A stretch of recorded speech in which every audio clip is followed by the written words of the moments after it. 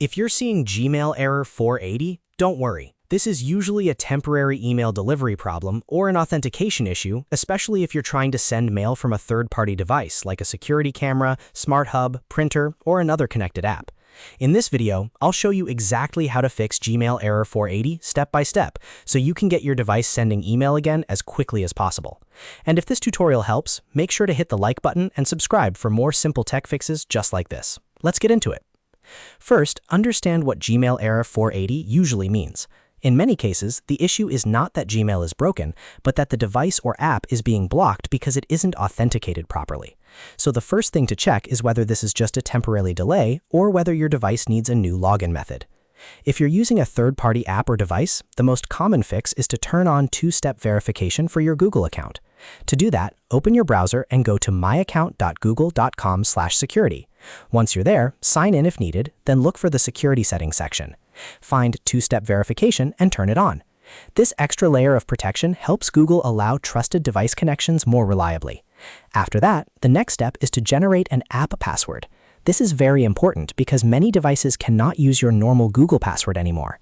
To create one, go to myaccount.google.com/app-passwords. Sign in again if Google asks you to. Then create a new app password for the device or app you're trying to connect. Google will generate a 16-digit password for you. Copy that password carefully because this is the password your device will use instead of your regular Gmail password.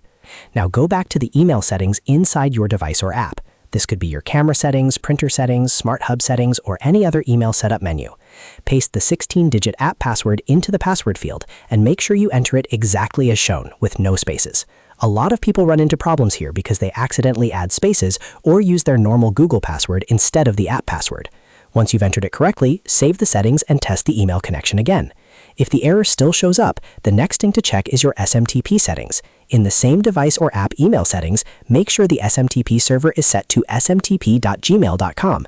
Then check the port number. Use port 465 if your device is using SSL or port 587 if it's using TLS. These are the standard Gmail SMTP settings, and using the wrong port can cause delivery failures or authentication errors like error 480. After updating the SMTP settings, save everything again and run another test email.